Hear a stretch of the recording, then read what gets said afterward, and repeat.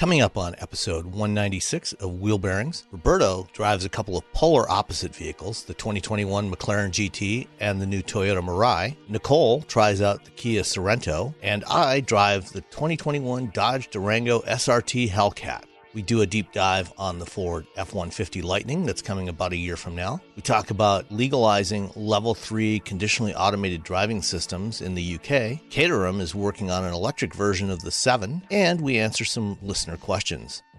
Finally, if you enjoy this show, please make sure to join our Patreon and leave us reviews wherever you can. Thanks. Did you know you can support Wheel Bearings directly? Head to patreon.com/wheelbearingsmedia and you can become a patron today. Your contributions will help fund the platforms and tools we use to bring the podcast to you. And exclusives and improvements are already on the way thanks to your generosity. So if you want to be part of an automotive podcast like no other, head to patreon.com/wheelbearingsmedia.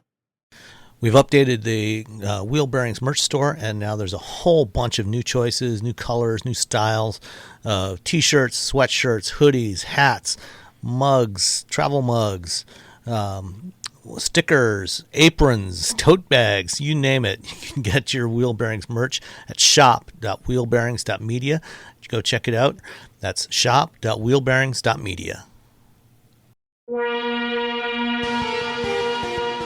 This is episode 196 of Wheel Bearings. I'm Sam Abu-Al-Samaj from Guidehouse Insights.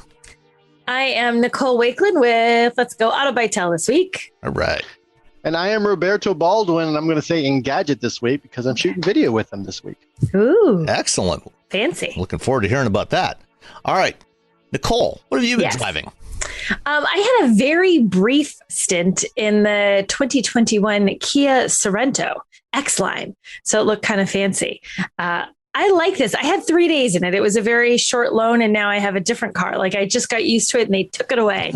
But you know, I'm already a fan of Kias. One of the things that I like about Kia is that you get a car that looks always on the outside and on the inside like more than what you paid for it. They do a really fantastic job of, I don't know how they do it. Like the materials, the design, everything about them makes them feel like more than they are. Like if you took the little Kia badge off, you'd be like, oh, I don't know who made this. It must be somebody fancy. Haha, it's Kia. Like you just don't realize it. And I think they did that with this one. I mean, the one that I was driving, the X-Line, it was $43,965. And it felt like it was more than a $43,000 car. It felt easy, like you were driving in something that was like 10 grand more because the interior is beautiful. It just looks so good. So that's like my favorite thing about Kias in general. Like, how do they do that? What magic do they use that they can pack the look and the quality of the materials into their cars for the prices that they do? So, I mean, it's big so SUV. This is the new Sorento, right? Not the old one that Robbie was driving in Hawaii, right? I know. I was thinking of you, Robbie. I'm like, this is the new one. I have the current one. You had the whatever one. Yes, this is the new Sorento. So it was a good drive. I was thinking about, you were saying about how it worked out for you guys in Hawaii, and I think it was a great choice. I mean, it has the features you want. It has a good set of standard safety. It's got like a 10.25 inch infotainment screen. And it has second row captain's chairs. I love the captain's chairs. I know you lose a seat when you don't have the bench seats, but the captain's chairs just, like, I don't know. I guess if you have a family and you always need 3 kids to sit in the back seat, it's one thing, but the rest of the time, I like the little division. And I like that grownups feel like they have grown-up seats when they sit in the middle, you know? Yeah, it's comfortable. You feel very important when you're in a captain's chair versus a bench. It's to your point about Kia feeling like a much more expensive vehicle. I think it's still a little hard to get the general public behind Kia.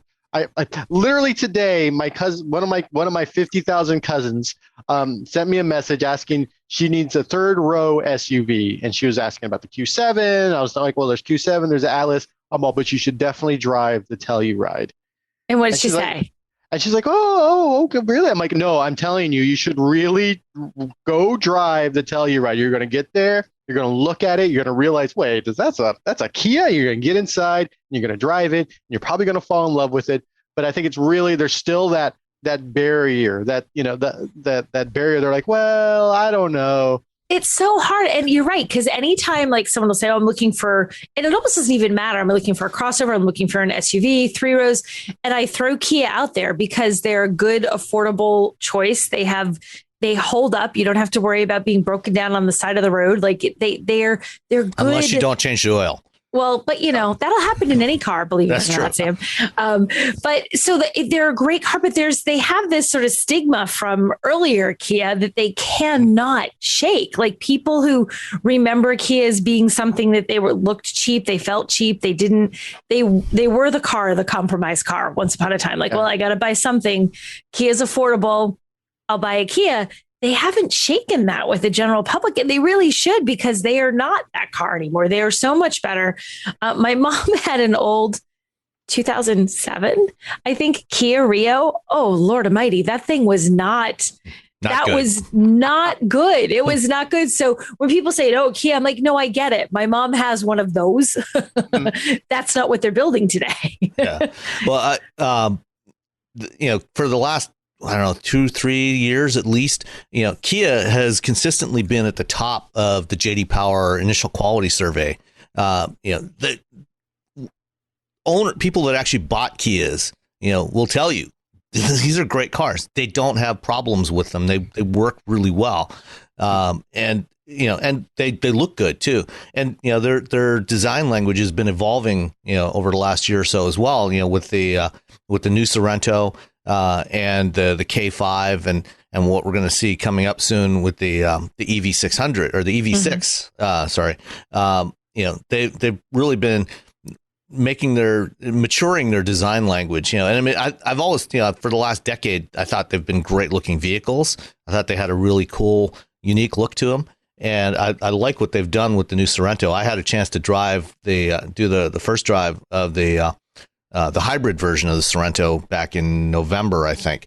Oh, how was that? It's excellent. It's basically the same hybrid setup that was in the Sonata that you were driving last week, with conventional 6-speed automatic transmission, and the electric motor in there. But instead of the 2.5 liter or the 2 liter, I can't remember, the 2 liter that's in the Sonata, they use a 1.6 turbo, so it's got a little more overall power than in the sedans. And it was fantastic. I mean, you could not really tell that it was a hybrid from the way it drove, except for when the engine shut off and it went into electric mode. But, the vehicle itself was great. I really enjoyed driving it. And the new interior is quite a nice upgrade from what they had before, which wasn't bad to begin with. But I really like some of the details, like on the door panels, by the door handles, the kind of diamond pattern that they put in the metallic finish by the door handles. It's just a really nice little detail. And also across the top of the dashboard on the passenger side, they have it there as well. Yeah, they do. That's it. There's so many little details, and I think that's what makes it look so different. Like those little details, those little accents are what take an interior from being, okay, it looks good, it's nice, it's fine, whatever, to being, oh, wow, somebody spent some time to actually make this look good and make this feel good. And they do it in all of their vehicles. And you see a very definite improvement as you move up the trim ladder. Like sometimes you don't see much change depending on the car. It's like, oh, so they went from, cloth seats to leather finally on the top trim. But how else do you know that this one is better? You see it in Kia when you get up to things where they have packages and trims that they've got. Like this one has, it has a Bose surround sound system. It has heated steering wheel. It has aluminum sport pedals. It has, all these little details, the leather seats that look like expensive leather. They're really good looking stuff. You don't find that with every OEM in a car at this price point. Like I said, this was $43,965. It's not like it's a, $18,000 compact sedan. This is a significant vehicle. It's a good size. You're getting a lot of car for that price, and it drives beautifully. It's nice and quiet. It handles well. It can more than easily get out of its own way as you're trying to get on the highway. So there's no sense of that guy coming up behind you and wondering if he's going to be in your back seat if you can't get moving fast enough. So it's nice to drive. It handles well, and it's just a stellar experience to sit in that vehicle. Was that the 2.5 turbo in there? 2.5 turbo, yes. So that's like 281 horsepower. I think it's 281, and 311 pound-feet of torque. So it's when it goes, it goes. It's not you in terms of how it drives, it feels like feels lighter than you would think. When you look at it, you think, okay, this is going to drive like kind of a heavy vehicle. It doesn't. It drives like something it's more sportier than you would expect for its size. Excellent. Yeah. And what kind of fuel economy did you get out of it? I didn't check. I only had it for 3 days on the money. So I didn't get, driving in enough to say, yeah, the fuel economy is, good or bad. But I know I didn't have to put gas in it. So, pipeline, take that. I didn't need gas this week. Excellent. What about you, Robbie? What did you have? So I had 2 vehicles this week, and I guess I should just start off with the big number, the big one. I had the McLaren GT, $214,000 of luxury McLaren. I think that's luxury plush McLaren. Is there a non-luxury McLaren? Let's just clarify. Is there a non-luxury version? The McLarens are typically they're essentially just sports cars. Yeah, they're supercars, but they're really sports cars. You get in, and you're if you're not a fan of having your teeth rattled when you hit a bump, then yeah, McLarens are really made for the track, and the GT is it's their Grand Tour, their Gran Turismo vehicle, and it feels like they really didn't have to. There's not. And really any compromise, I think, when you get into the GT versus, say, what you would expect from a McLaren when it comes to performance wise. I mean, 0 to 60 in 3.1 seconds. I mean, there you go. That's all you got to say. Done and done. It was sluggish compared to a Tesla, though. Yeah, but if I couldn't take a Tesla at the corners I was doing either, I just plop. I have never once ever even sat in the McLaren. I've never driven one. I know nothing other than what you were telling me today. Well, now that you're a Nactoid juror, we're going to have to address that. I would like to think it someday I would just end up in one. That would be very nice. I would love to drive one. They do have a new car coming out this year, the Artura. Yeah. So, I mean, I would say that should be eligible for North American Car of the Year. So let's see if it's eligible to end up in my driveway. Those are 2 different things. Well, I mean, generally manufacturers try to get, anything that's on the list, they try to get it to all the jurors. So I'm sure they will get you one. It'll be a surprise for you, though, won't it? It's just like one day it'll be there. It will be a surprise. They're always a surprise. It's like, what's today's car? It's rare. It's once every 6 weeks or so. I knew it was coming today because I knew the Kia was a short loan. But normally surprise. So that will be a surprise. I'll be very excited with if that happens.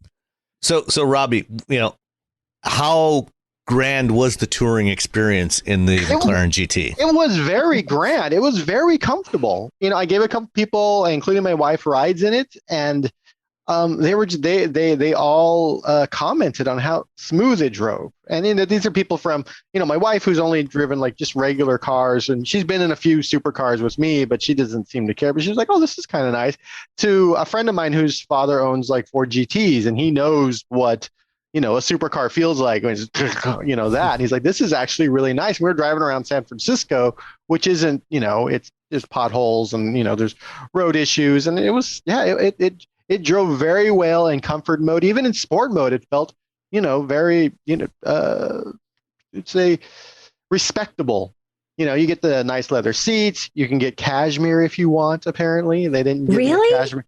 That's Cashmere cashmere and microfiber, and I don't know where it goes. Wait, like where would you put cashmere on? I don't know. Seat? On the headliner, I think. On the headliner, on something. I don't know. So you could just like reach up and be like, "Ooh, cashmere." It's cashmere. Which I'm not complaining about. I'm like, that could be kind of cool. They line the glove box in cashmere, so when you reach in to grab your registration for the police officer, Given how often you'll be doing that, you'll be doing that like once a week when you drive a McLaren. So it needs to be a nice, comfortable spot for you to continually reach into.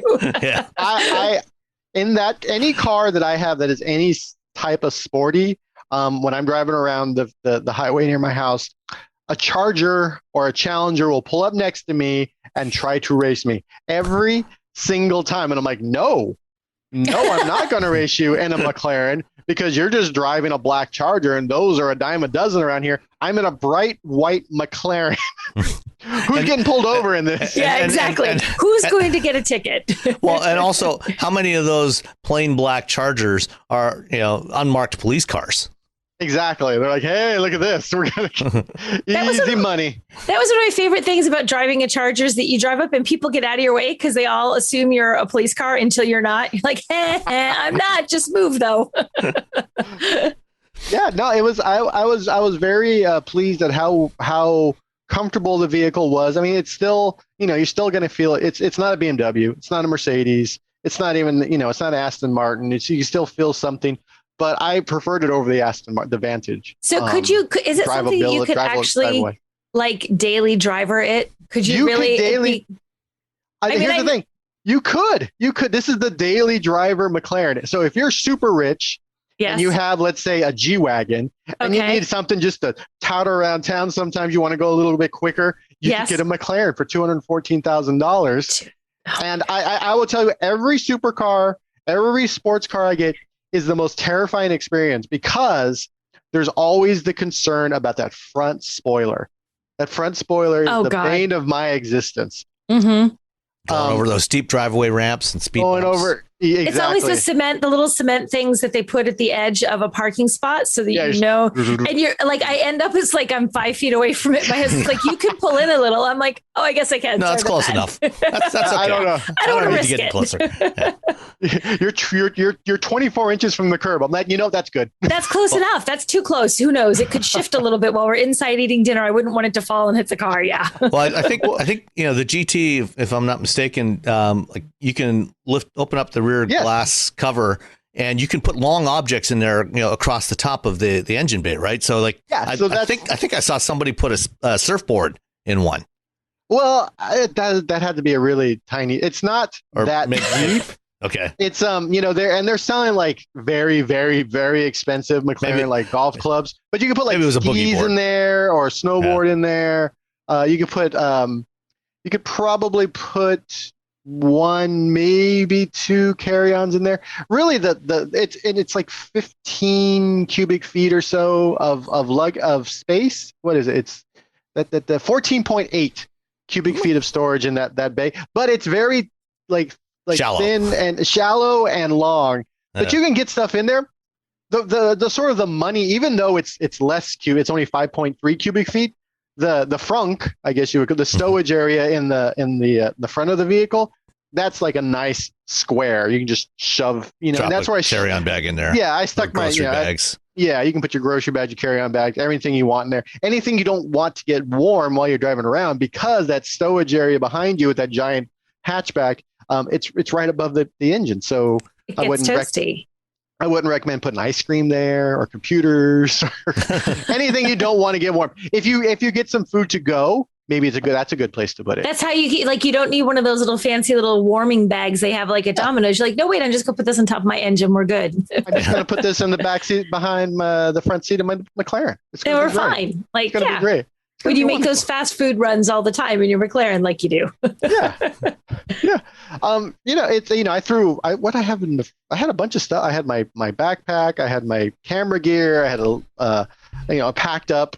I wanted to say sticks. What's the tripod? I had a bunch of. I just kept throwing stuff in there, and I'm like, oh, this is fine. I really didn't put anything in that long because I'm always terrified. They have like little crossmen, like they have like nets you can put in there and all this stuff that comes with it. But it's always the like, what if I stop and then all the stuff just comes and smacks me in the back of the head? That would be uncomfortable. Exactly, and it'd be warm at the same time, so no one wants that. And you don't want pizza all over the back of your head. So yeah, you don't want pizza all over the back of your head. That would be a mess. But no, it was. I was pleasantly surprised. It's what is it?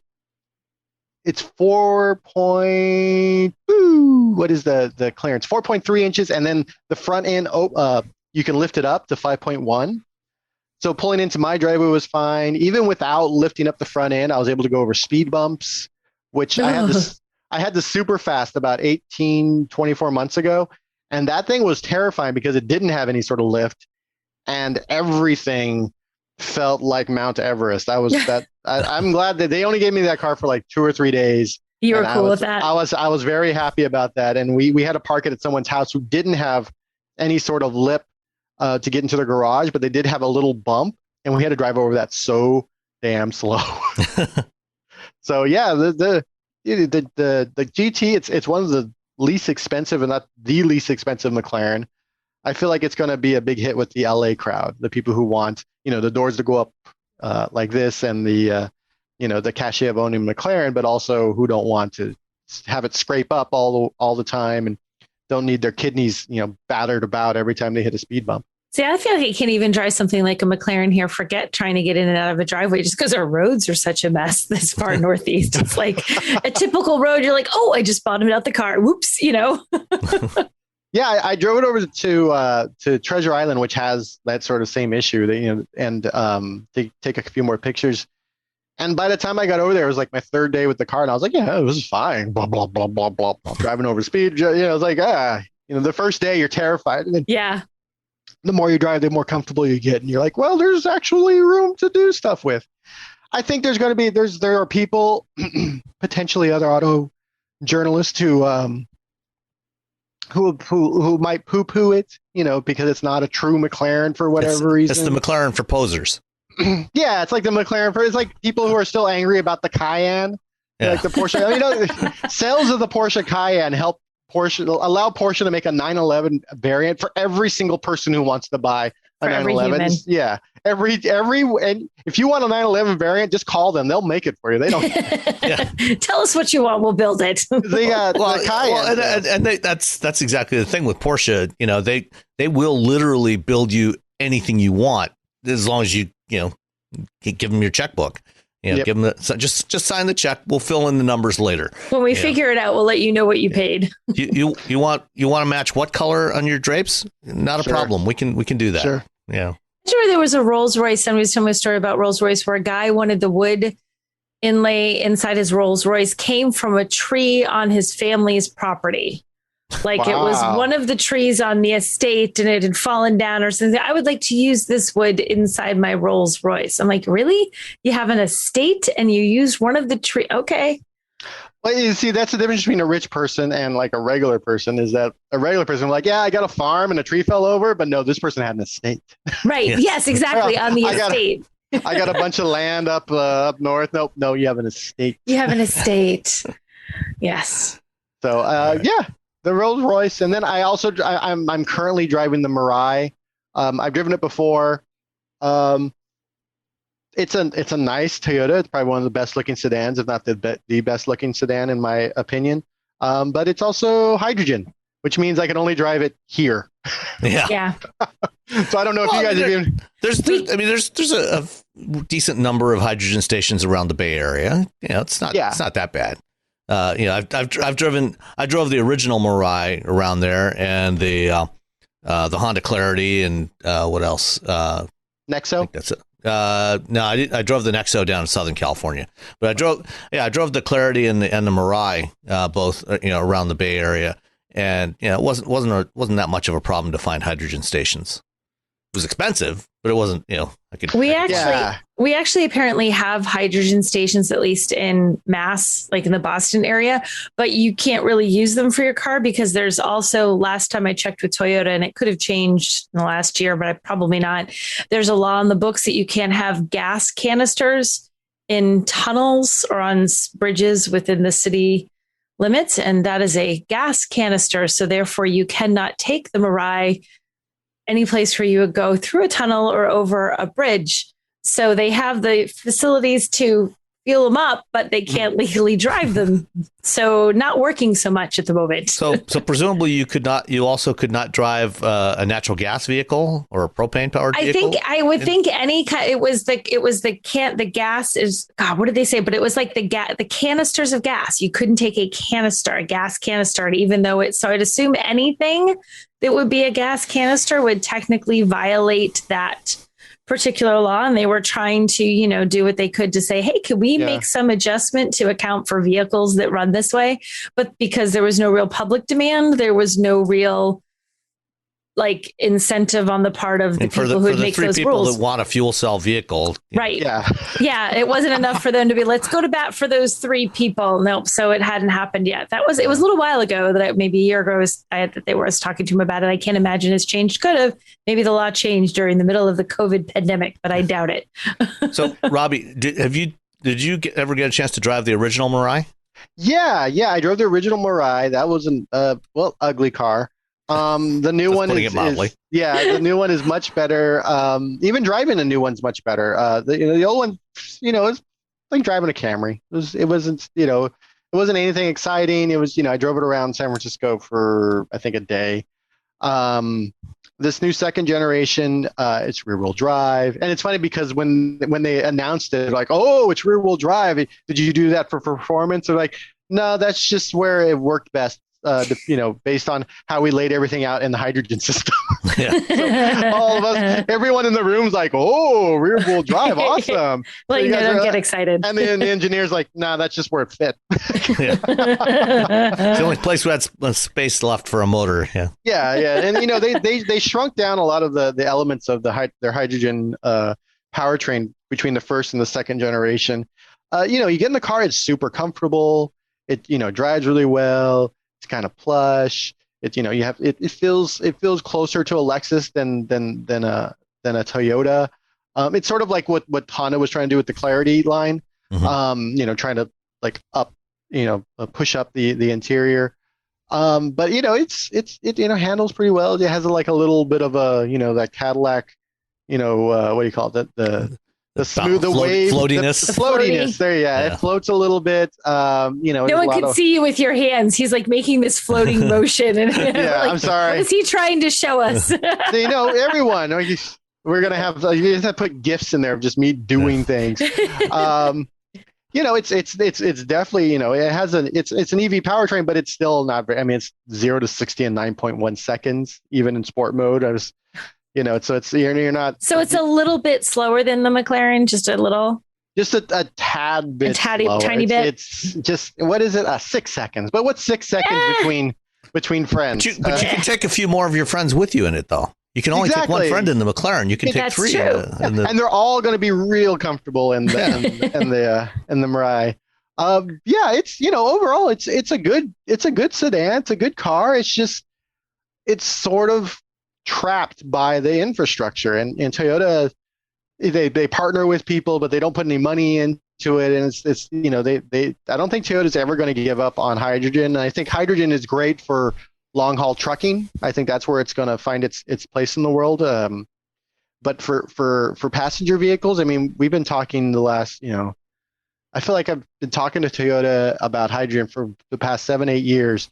And every year, we're getting a way more, it's this is expanding in California, and this is expanding in California, and this is expanding in California, and every year you get 1 or 2 additional stations. I know Shell now has stations with hydrogen here in Northern California, but for the most part, it's the infrastructure sort of build out is just too slow. There's not, it's demand versus how much do we need?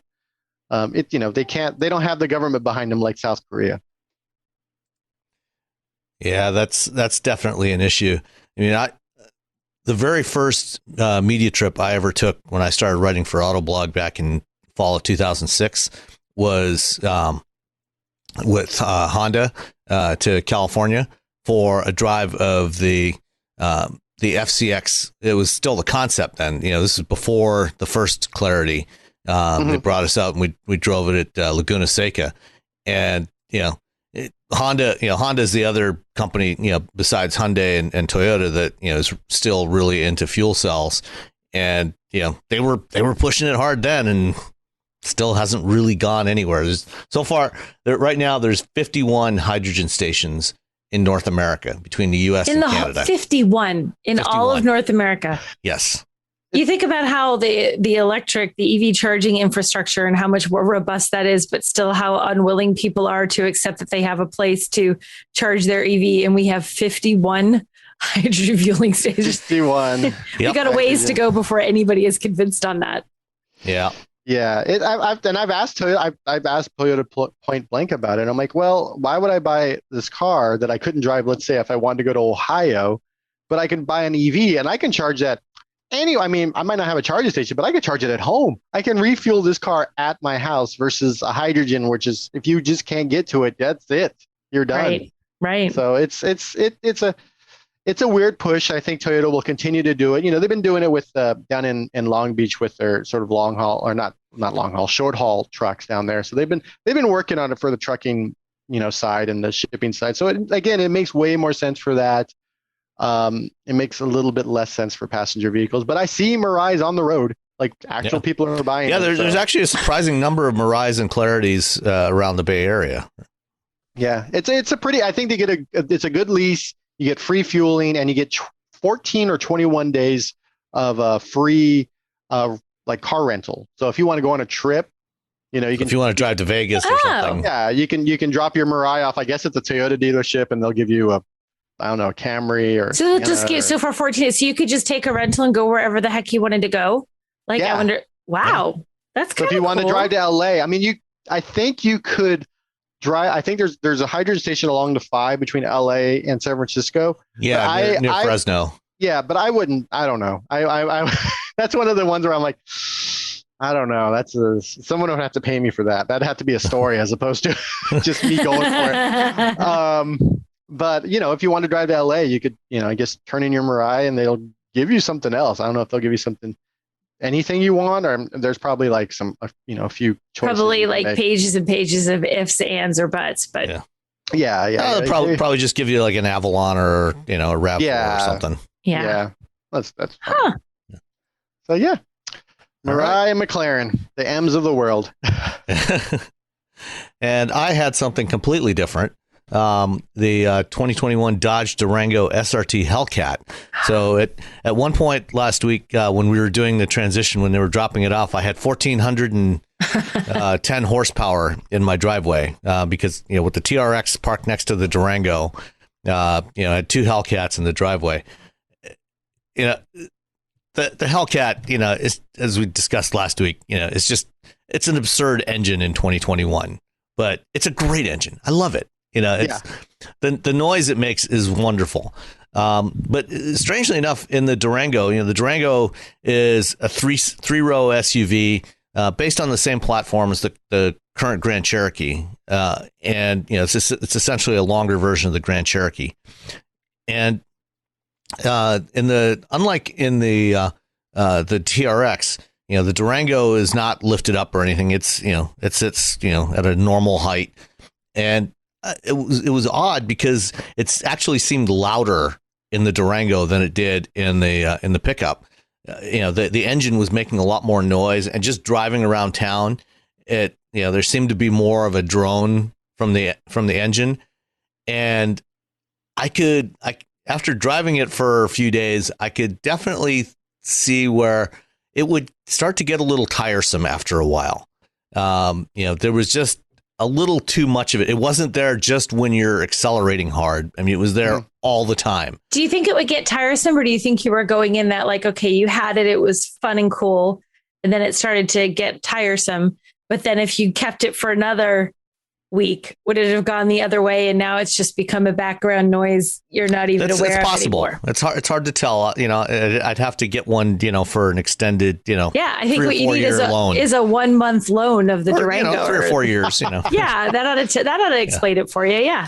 That way I could be absolutely sure that it wasn't something that was going to go away, that I wouldn't be able to tolerate for an extended period of time.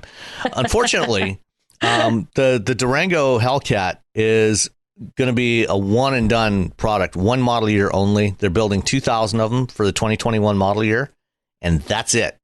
Once those 2,000 are built, there will not be any more because updated emissions regulations.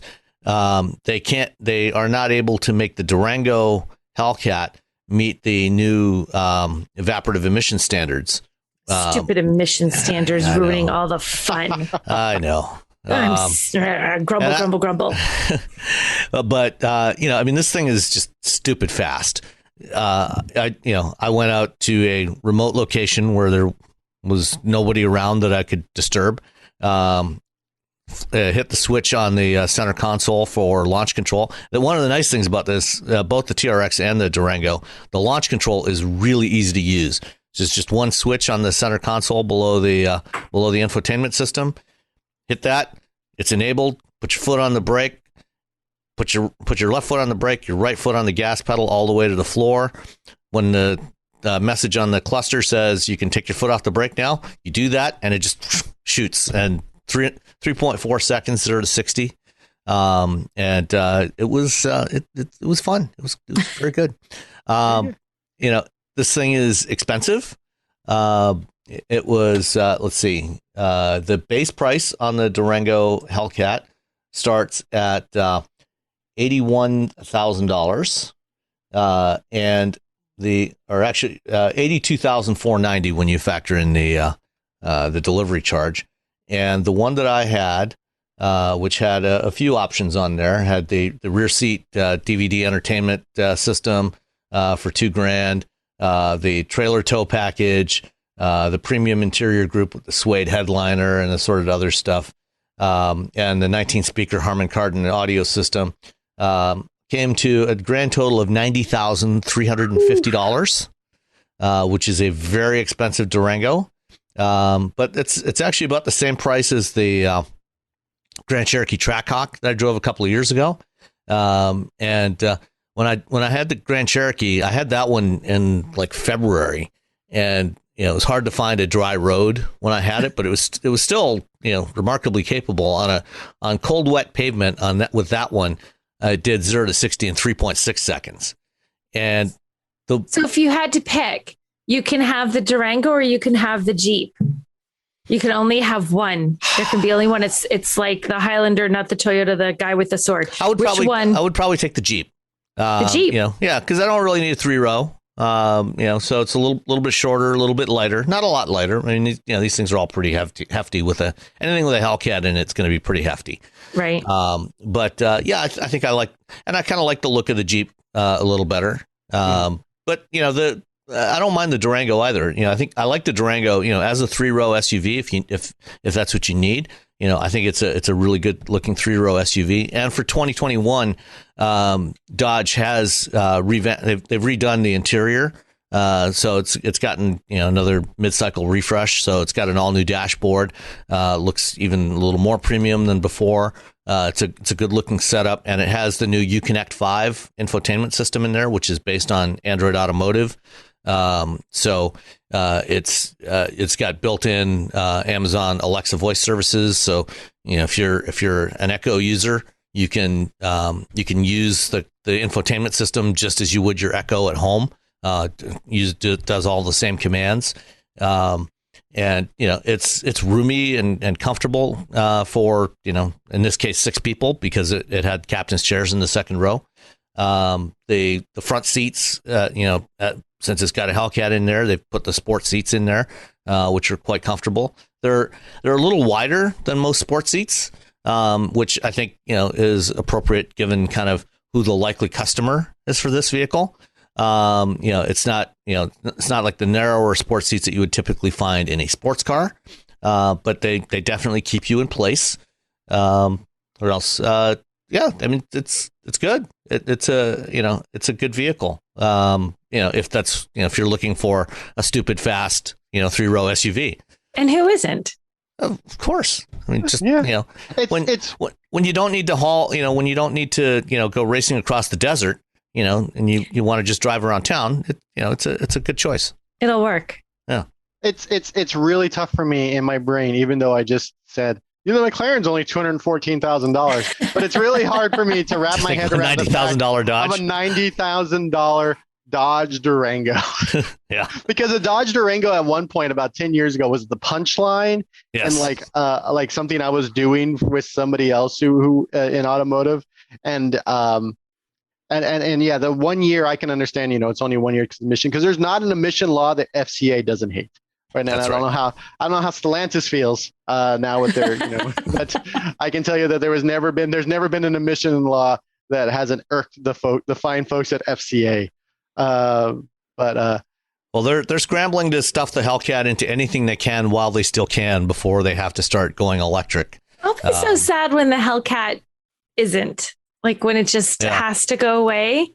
I mean, it's also like that's a pretty darn cool name. Like they could have you know, whoever came up with that, I'm like, good job. Give that guy a raise because that's a fantastic name for it. Instead of some stupid alphanumeric.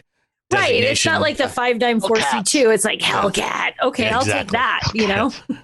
Turns out the guy's name is Jim Hellcat. That's it, Jim Hellcat. One other element of this thing, it does have somewhat of a thirst for premium petroleum products. No. It did do a little better than the TRX, which got like 9.5 miles per gallon. This one got a whole 11 miles per gallon. Oh, it got into double digits though. Did get into double digits. That's something. It's a big car. It's EPA rated at 12 city, 17 highway, 13 combined. And I managed about 11. And I know that's terrible, but at the same time, you're not buying this. No. If you give two hoots about fuel economy, this is not even remotely on your list. If that's in your top 10, this isn't on your list. Yeah. You know, I mean, in the grand scheme of things, you know, since they're building so few of them, it's not going to have any real impact anyway. You know, I would guess a fair number of them are probably going to end up as garage queens. You know, and then the rest will be pulled out on Saturday morning to go to Cars and Coffee or something like that. And that's about it. Or Friday night at the drag strip. You could be right. It's this century's GMC Typhoon. Yeah. Well, I don't know if you ever had a chance to drive a Typhoon or a Cyclone. We tried to get my friend's dad to buy one. He was looking for it, and we were really pushing, like, you got to get your dad to buy the Typhoon. He's a big car guy, and we were so close. We were so close, and he got the Jimmy instead. When my first job out of college, I was working at the GM Proving Grounds. I was working for what was then Delco Moraine on ABS systems, and this was in 1990. It was 91 when the Cyclone was just announced. And they brought one over to our garage and had a chance to take it out on the track and play around with it a little bit. And it was wicked fast in a straight line, but that was literally all it could do. You turn the wheel, everything goes crazy. You stop, everything goes crazy. Cornering, no. But going from 0 to whatever speed it could get to in very few seconds, it was great at that. So it basically had one job and it did it well. All the other jobs, not so much. That's right. You have one job. You're going to do it well. You're going to be good at it. And it was good at that one job. The rest of it, yeah. And so, it's funny because that was, the Cyclone and the Typhoon were based on the first generation S10, S15 platform. And actually all through college, I drove an 84 GMC S15. So I had basically that truck, but with a puny little Isuzu 1.9 liter 4-cylinder and a 4-speed manual. Wow. And, so it was funny going into this thing. But anyway, this, the Durango handles much better, rides much better, has actual brakes with, big ass. What a novel idea. Brembo calipers on there. So it can stop, it can turn, so it does all that stuff that you expect of a performance vehicle and hauls, 6 or 7 people. So it's good. It's worth it. Go for it. Buy one. Go buy one. It's only $90,000. They're only $90,000. Nah. Yeah. Well, it's 80 something. By the time you get out, it's going to be 90. You could get 2 of those or a McLaren. You get 2 of those or one McLaren. There you go. Well, you like I said, you buy one TRX and one Durango Hellcat. And then you've got 1,400 horsepower. And, if you need to, go to Lowe's and get some bags of cement, you can throw those in the TRX. Of course, you got to lift them up, into the bed of the It's a little workout to get them into the TRX. And then, if you got to take the kids, on a road trip to visit grandma, then, you take the Durango. Your life is perfect. Done and done. Yes, exactly. Smartphones have gotten way more expensive over the past decade, and all it takes is one impact on a hard floor to make you wish you had spent a few bucks to put a case on it. Going online without ExpressVPN is like not having a case for your phone, and it only costs a few dollars a month. Nicole, Robbie, and I travel a lot for our work, and we spend a lot of time in hotels, coffee shops, airplanes, and of course the Delta Sky Club. Connecting to the Wi-Fi in any public places with shared Wi-Fi puts your data at risk because bad actors could be intercepting what you send and using it to steal from you. It only takes some cheap hardware to intercept Wi-Fi data, and even a smart preteen can do it. Hackers can make up to $1,000 per victim selling personal information on the dark web. ExpressVPN stops the bad guys by creating a secure, encrypted tunnel between your device and the internet. ExpressVPN uses state-of-the-art encryption that would take a supercomputer up to 1 billion years to crack. I have ExpressVPN on all my devices, including a MacBook Pro, Windows laptops and desktops, and Android and iOS phones and laptops, or tablets. When I want to be secure, I just launch the app, click once to connect, and my data is secure. As I said, I travel a lot for my work, and I have to connect to countless public Wi-Fi networks in many countries. I have ExpressVPN on all my connected devices so that whoever else is on the same network can't see any of my data. That's important because I often have to check banks, credit card accounts, and transmit client data that might be sensitive, as well as filing articles on news that might be under embargo. ExpressVPN protects all of it, and I've been paying for my own account for years. Secure your online data today by visiting expressvpn.com/wheelbearings. That's expressvpn.com/wheelbearings, and you can get an extra 4 months for free. expressvpn.com/wheelbearings. All right, time for some news. Let's start off the quick one.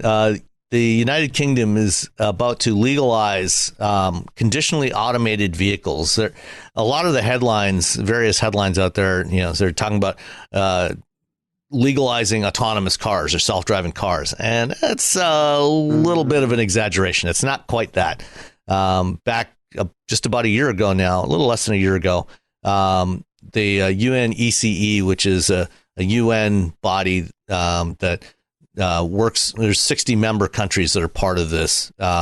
They one of the things they do is harmonize regulations across different countries, and part of that is harmonized automotive regulations, automotive safety regulations. So they passed a regulation for what we call level 3 conditionally automated cars. So these are cars that you can take your eyes off the road and hands off the wheel under certain conditions, but then you also have to be prepared to retake control within about 10 seconds if the vehicle tells you to. And the regulation states that you can only do this on divided highways, geofenced, divided highways at speeds up to 60 kilometers or 37 miles an hour. And there has to be a driver monitor system and all that. And so countries are gradually, UNECE member countries are gradually deploying those regulations. They're taking the global regulation and adapting their own, whatever their current regulations are, to fit that. And so that's what the UK is doing. It's basically a traffic jam pilot system. If you're stuck in traffic on the highway, stop and go traffic, you can turn that on and you can sit back and relax and do your email or text or something. You just can't climb in the back seat and take a nap. What do you think? You got any interest in something like that? I think it sounds like a great idea, but I think it's not really cool until it can do it at speeds more than 37 miles an hour. Like it's just like you said, it's just a traffic jam aid at the moment. It's not something that's really going to until I can, I don't know, sit in the back seat and read a book or take a nap. It won't really feel like I'm in a self-driving car. It'll just feel like I'm in something that helps me drive and make sure I don't hit that rogue cat that ran in the road or whatever. And, helps, but doesn't really drive for me. Unless it can drive for me all the time, I'm still going to be paying 100% attention because I'm not going to know that moment when it's going to need me. So it doesn't really feel like a self-driving car. Well, I'm glad you'll be paying attention because there's a bunch of drivers that aren't. Like the guy that was just arrested in the Bay Area for riding in the back seat of his Tesla. You see, I can't do that because even like you just know, like, oh, it needs you. It's like, great, it needs me. Let me climb from the backseat to no, I need it to not need me, or the road has my full 100% attention. For me, there's no halfway. Either I am driving or you don't need me to drive anymore. There's not this, well, I might in a minute. No. You either need me or you don't. Well, that's sort of the debate that a lot of automakers were having for a while, was whether or not they wanted to go to level 3 or just skip level 3 and go directly to level 4 or level 5, because level 3 requires you not to be totally paying attention, but to have to take over. And so you end up with, we already have complacency with level 2 and level like 2 plus or whatever you want to call autopilot and Super Cruise. And especially with autopilot, because there's no in-car monitoring of the person other than holding the steering wheel and adding a little bit of torque to the steering wheel. So we already have issues with complacency on that. If you have this level 3 system, I feel like you just can't trust people without. You have to have some sort of. I think you can stop right there. You just can't trust people. Period. That's all you need to say. Yeah, and I think level 3 is. I enjoy like BMW has something similar to this. Well, you still have to pay attention, but you can take your hands off the wheel like Super Cruise up to I think it's probably 37 or 40 miles an hour. 37, yeah. Yeah, so you can you're in traffic. I get stuck in Bay Area traffic a lot when I have to go into the city. If I could, I guess, check Twitter, which I while I was doing that, I guess that would be better as opposed to watching the road. But I'm always going to be watching the road. Just because that's, I've been in enough Teslas. I've been, where they just did crazy things in autopilot mode. I have no idea how this person got in the back of their car. They got arrested, but they're sure, whatever. He claims to have done like 40,000 miles that way, driving back and forth from. He claims probably a lot of things. That's what happens when you're an idiot. Yeah. Right? Who wants headlines? So I look at it like, when you're saying you have to take over, even like you're checking Twitter or whatever, and the car is now like, go ahead, check your Twitter. I'm fine. I got this. The minute it doesn't, it's that like, if you're immersed in what you're doing, holding your phone, reading your book, in whatever not paying attention thing that you're not paying attention, to suddenly have the car demand your attention. There is that brief moment where you're sort of doing the, wait, what do I need to look at? Is it from the front? Is it from the back? What's happening? Yeah. So if there's that sort of emergency reaction type thing that you're required to do, you're giving up a couple of precious seconds where your mind is like, where is the danger? And you don't know where you're looking. So I feel like I need to be looking because I'm going to look out my driver's side window and no, it's coming from the right. And now I have not done the right thing and a truck has hit me or whatever. I feel like you're... I just am like, no, I need to be paying attention to driving until it can say like, I will get you out of the way of that Mack truck barreling towards you. Yeah. I want to be focused on what the road is doing and what the car is doing. I wouldn't be able to relax and read the book. I'd still be like with one eye watching what was going on. You're always looking left and right. Yeah, I like look really shifty now. Like I'm really nervous because I can't really focus. I'm like, wait, is the car okay? Oh yeah. Driver, that all comes driver monitoring with cameras, make sure your eyes are on the road. And I still feel like we should probably just skip level 3. I agree, but unfortunately, automakers are going to do it anyway. They're doing it, so you're going to have to deal with it. Audi tried to do it a couple of years ago, and then they were like, "Oh wait, no one will let this." Yeah, they put the hardware in, but they never actually enabled the software to do it because it wasn't legal. But Mercedes is doing it this year on the S-Class, and there's a few others. GM is going to launch Ultra Cruise probably in 2023, which is likely to be an L3 system. And there's a bunch of others. Yeah. BMW is doing it on the iX. They're going to have a level 3 system on there. So we'll see. Have either of you ever driven the Caterham 7 or a Lotus 7 for that matter? I have not, and it makes me sad that I have not. I also have not. Also makes me sad, Roberto, that we have not driven that. No, I have not driven one either, but I would love to drive one. I've seen lots of them at car shows and Cars and Coffee and stuff like that, but I've never had the opportunity to drive a 7.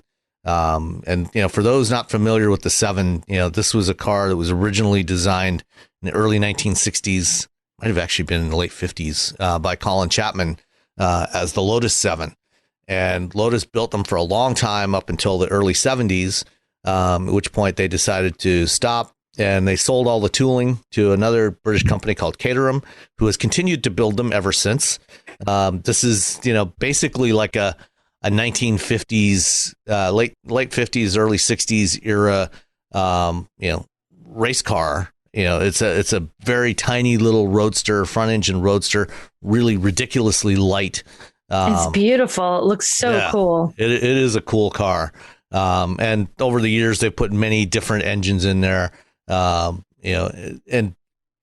it's so light, you actually don't need a ridiculously powerful engine to make these things really, really fast.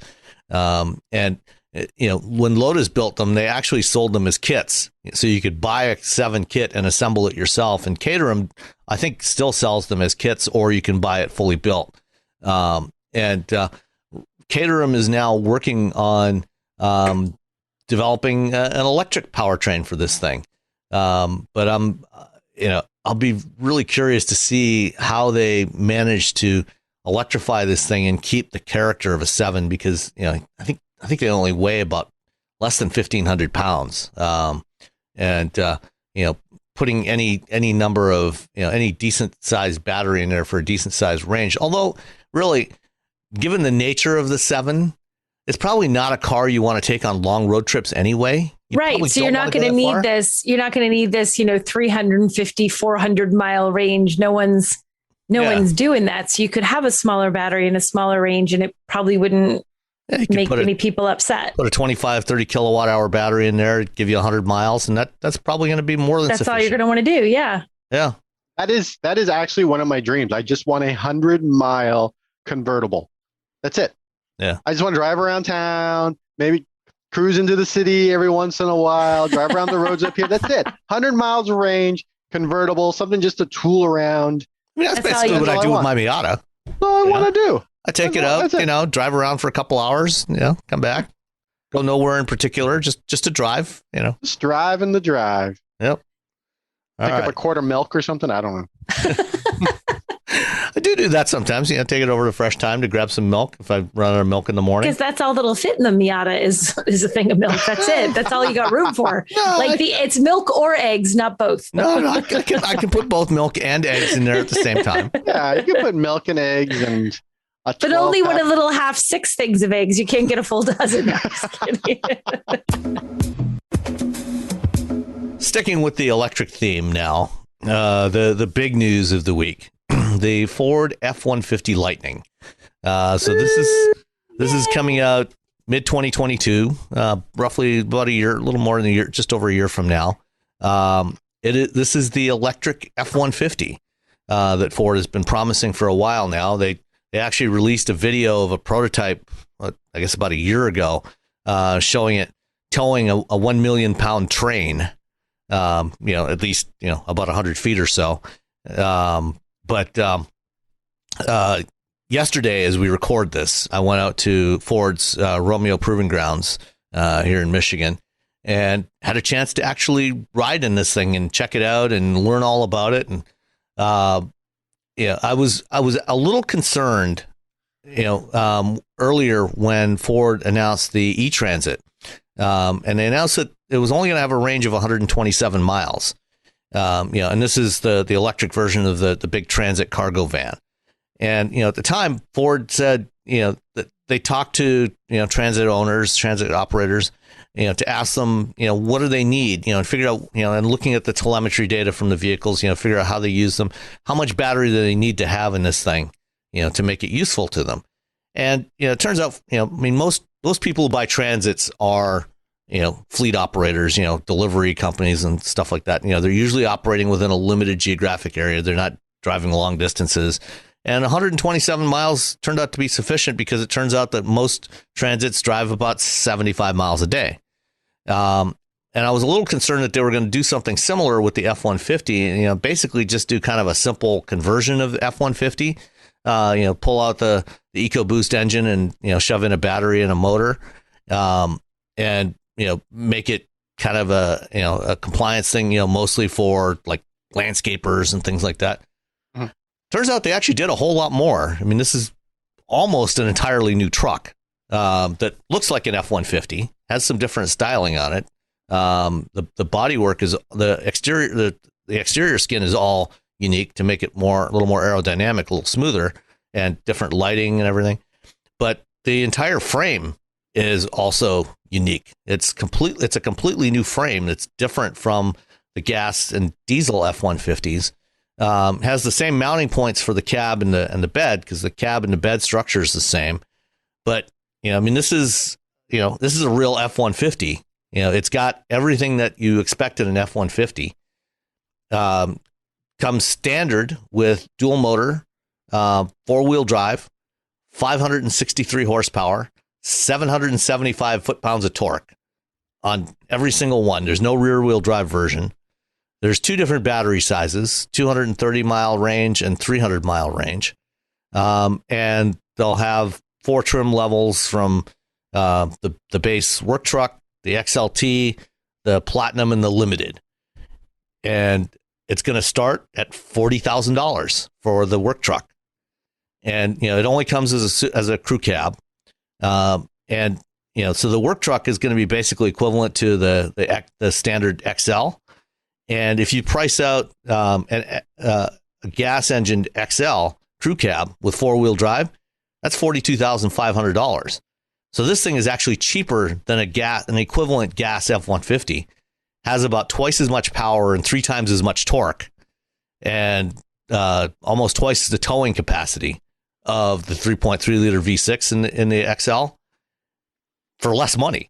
And if you still have tax incentives available when it comes out, it'll be even cheaper than that. You'll be able to get it for like $32,000. And they did a lot of really cool things with this thing, like if you get the extended range battery, it's got 2 onboard AC chargers, and it comes with an 80 amp wall box for charging this thing. So you get that for free. You just have to get it installed in your garage. Cool. And what else? It has the Pro Power on board system that you have on the other 2021 F-150s. So the base setup is 2.4 kilowatt output with I think 6 AC 120 volt outlets, and including 2 in the frunk. And by the way, there's a front trunk, and there's an optional 9.6 kilowatt version that comes with 11 outlets. So you get two only 11. Come on, 2 outlets in the frunk, 2 in the cab, 6 more 120 volt outlets in the bed, and a 240 volt outlet. And so while we were there, they had a whole bunch of stuff hooked up. They had a cement mixer and an air compressor and a whole bunch of shop lights and a stereo and a miter saw, all running at the same time off of this thing. And it was only drawing about 4 kilowatts. So this thing's got a lot of power available. And on top of that, they also have a feature that they're calling Pro Backup or Pro Power Backup, I think. I can't remember the exact branding off the top of my head. But basically what it is, if you get that feature, they've got a partnership with Sunrun, which is a company that does solar installations. And you get an inverter that you can install in your garage. And it's got a CCS DC charging outlet you plug in, and you can use that. You can get 9.6 kilowatts out of the truck that feeds back into your house or your business or whatever if your power goes out. So you can basically pretty much power your whole house off of this thing for up to 3 days. Wow. That would be cool. Okay, so is it really just Hyundai and Ford now that has vehicle to grid now, or vehicle to infrastructure? Well, the Hyundai system is actually what they're doing. They have just it's more like the Pro Power system where it's basically just a power takeoff where they've got an outlet that you can power stuff off of. So it won't actually power your home. Oh, it doesn't go back into the charging system. Okay. Nissan on the Leaf actually has support for their vehicle to home setup, but it's through the CHAdeMO outlet. And there are products in Japan that you can get, that basically a box that you can hook up to your house and plug in. And the inverter that Ford is offering through Sunrun is a smart inverter that it'll automatically switch. So as soon as your power goes out, it'll automatically switch to drawing power from the truck. And the Nissan system does the same thing, but nobody's ever offered a box for it in the U.S. market. Yeah.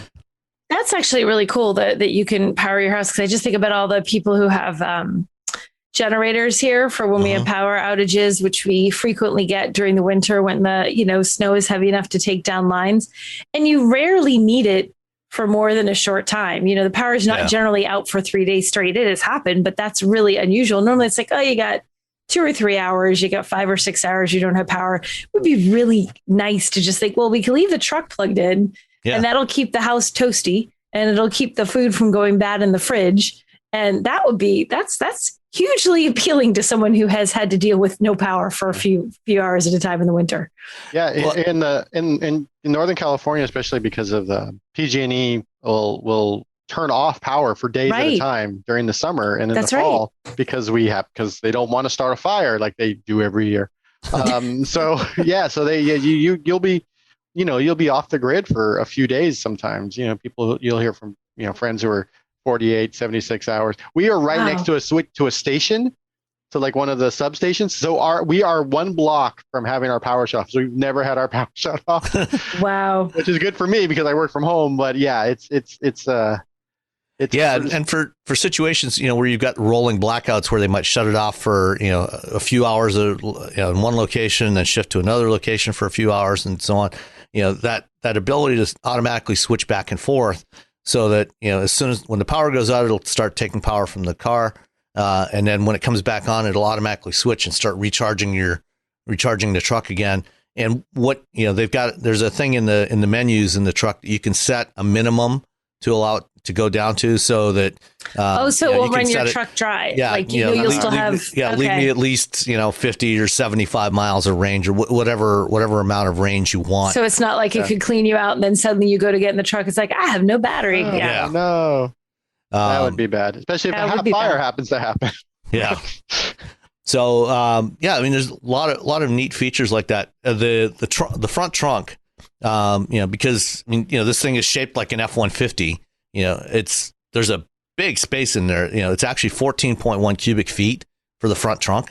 When they opened it up, they had 2 golf bags in there. But this is the size of a good sized trunk, on a regular car that's in the front. It's lockable. And the funny thing, normally you see the frunks and they're these tiny little things. They're like an add-on thing. It's like, oh, you can't even stick a carry-on in them. Like they're very, very tiny. It's like, no, this thing it's huge. You have a huge space. Like you said, bigger than some of the trunks you'll find on a typical sedan. So it's like, that's a significant amount of additional cargo that you can lock down and, keep inside and keep safe. That's kind of neat too. And they've got hooks in there and cargo nets, so you can put your groceries in there and keep them restrained so they're not sliding around. And there's a tray in the front part of it.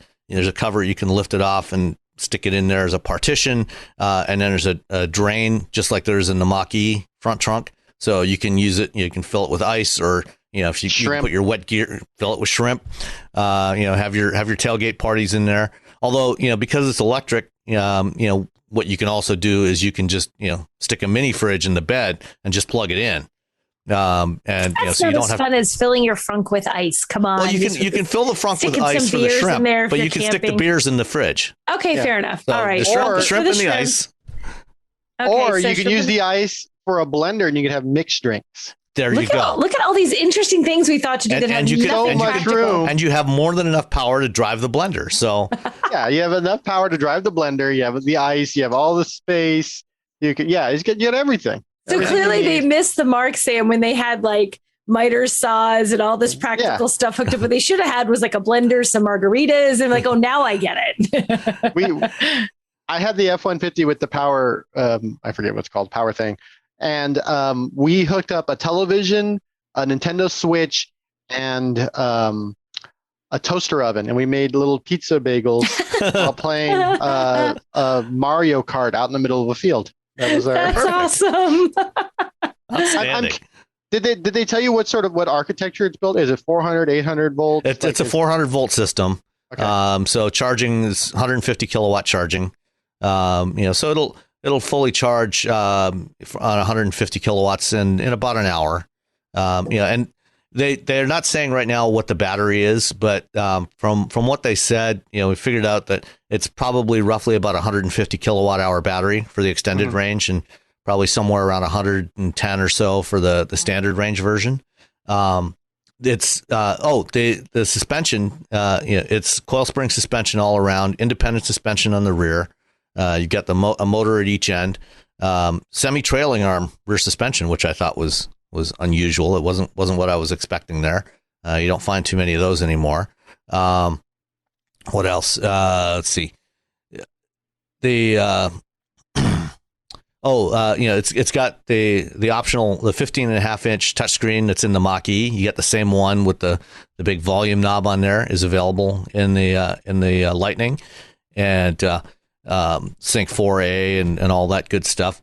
They talked about charging, and range estimation, and they're enhancing the range estimation system in there, because one of the big challenges is with knowing how much real range you actually have left.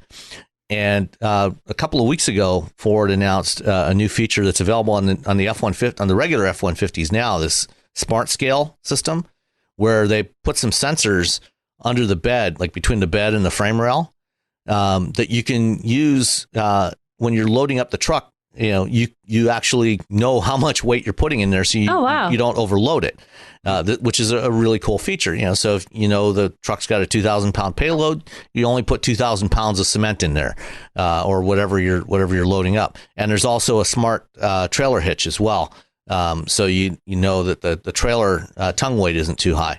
Well, what they're doing, they're going to have those same features on the Lightning, but they're taking the information from that and incorporating that into the range estimation. So, if you're driving around with the truck empty, you don't have that load in there, you're going to be able to go farther. You start loading the thing up, and then it'll know how much load you've put in there, and it will adjust the range estimation. And that's kind of cool. It also adjusts the range estimation based on individual driver profiles. So in Sync 4, you can have driver profiles tied to each key fob, or to your phone if you're using the phone as a key system. So when you get in, based on the fob you're holding, it'll load up your profile, or you can select it manually if you want. And then it keeps track of the way that each individual driver drives. So if somebody's a lead foot and somebody else is more efficient, it will, depending on which driver profile is loaded up, it will customize the range estimation based on who's driving it. Oh, that's nice. That's cool. And one other thing, because this thing can tow 10,000 pounds, one of the problems, back a few years ago when Tesla introduced the Model X, and they said you can tow with this thing. Dan Edmonds, who used to be at Edmonds.com, no relation to the family that owned the site, he did a bunch of range tests, or it did a bunch of trailer towing tests with a Model X, towing a trailer around. He went to Arizona and a few other places.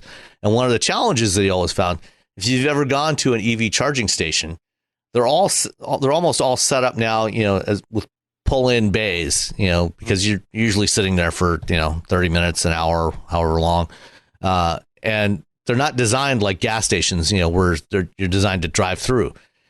But if you're towing a trailer, that's a real problem. Yeah. And so Ford is working with some of their charging network partners like Electrify America to add drive-through charging bays at some of their stations. So EA is actually doing first ones this year. There's a station, I think, like in Baker, California, somewhere between LA and Las Vegas. They're putting in a drive-through charging bay there for people towing a trailer, and they're doing a couple of other locations as well to start with, and then they'll expand it from there. So, if you're towing a trailer, you don't have to unhook your trailer and then pull into the bay to charge. So it'll be a lot more convenient. Cool. That's cool. That's something you wouldn't think of as a rule, but yeah, it's good that they thought of it, because once you have that truck that actually has some capability and utility, you do not want to have to back up every time you charge it. No, definitely not. Yeah. Tesla says they said, who knows what they're doing now, but they said that after the Cybertruck, because they were like, oh, you can tow things. They're like, how?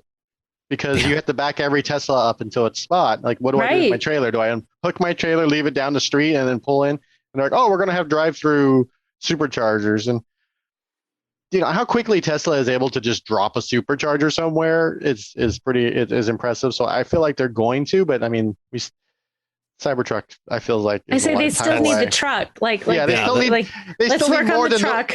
They still need more than the one truck that Elon drives around. Yeah, the Cybertruck's probably Let's say have two. Yeah, that's probably not going to be out until at least middle of next year anyway, and maybe longer than that.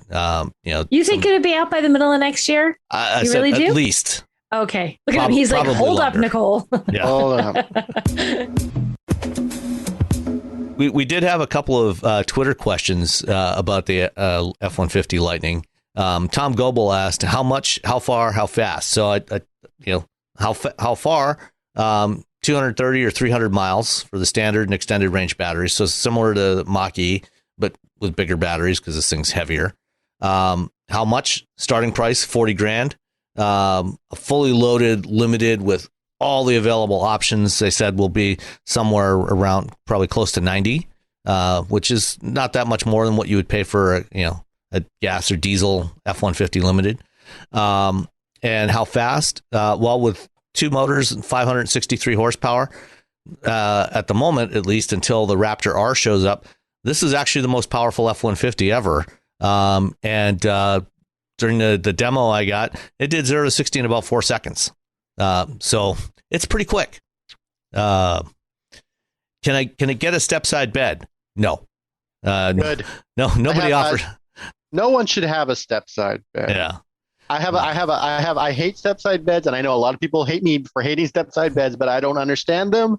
I don't know why they exist. Because you're removing space. No, they don't. Then they're removing space from the bed. A truck is a utility vehicle, and we're like, well, I'm removing space. Why? Well, you see those two little steps right there. I'm like, well, okay then. It sort of kind of looks like a 1950s pickup truck. Yeah, I guess. Oh my gosh. Let's see, price, range, charging time. So this was one of the interesting things they mentioned, because the battery is bigger, obviously the bigger your battery is, the longer it takes to charge. The standard range version, the 230 mile range version, it has a single onboard AC charger for charging the battery. And they said their goal was, that you should be able to fully charge the thing in under 8 hours overnight.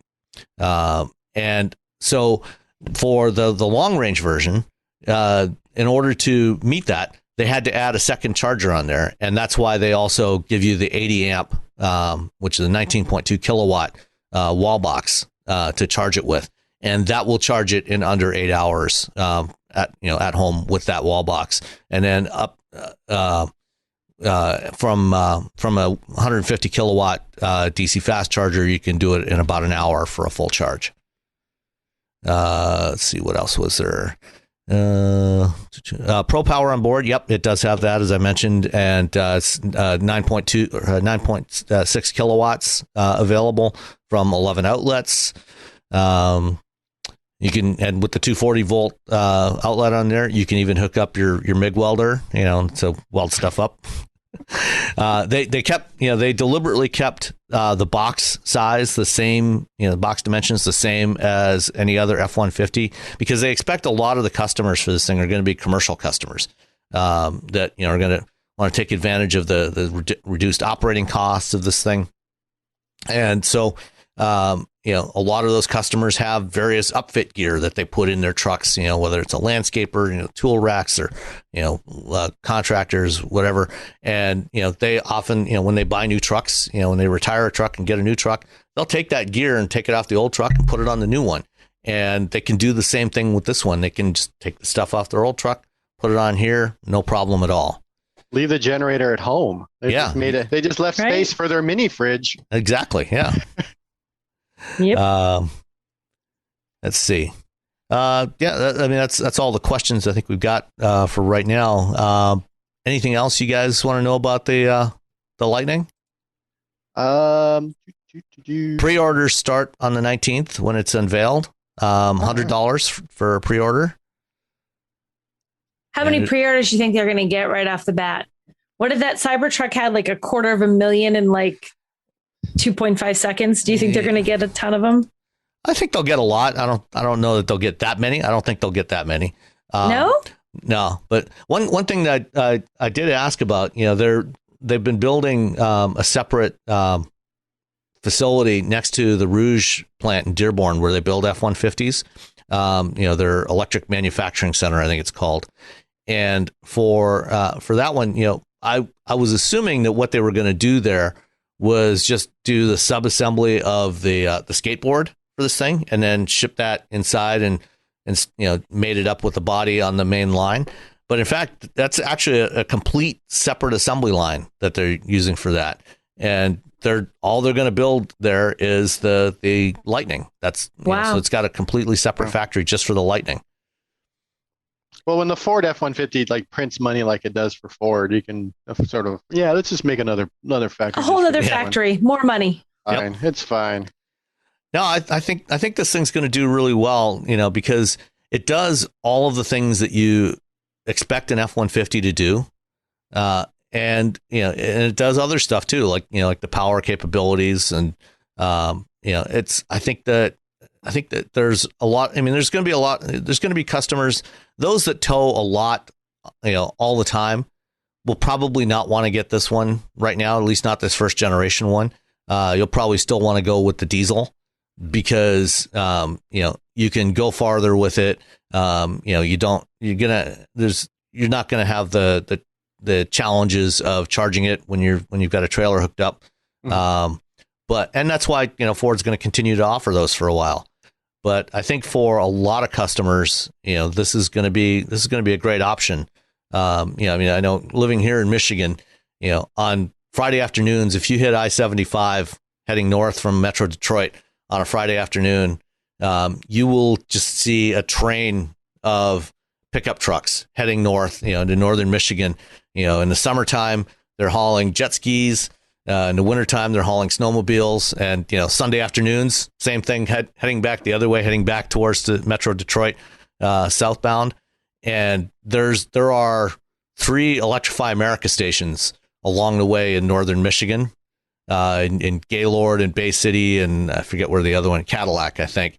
Going basically along the routes that people take in Michigan to go up north on the weekends, you'll be able to stop and charge these things up. And I would be shocked if Electrify America doesn't install drive-through chargers at most of those at all 3 of those stations by the time the F-150 comes out. Well, we have the same thing. We have if you're going to the White Mountains Lakes region in New Hampshire, which is people from New Hampshire and Massachusetts and even a little further south, there is a spot to do charging that's like where everyone goes before it splits, depending on the direction you're heading, is Tesla superchargers and, just generic EV chargers.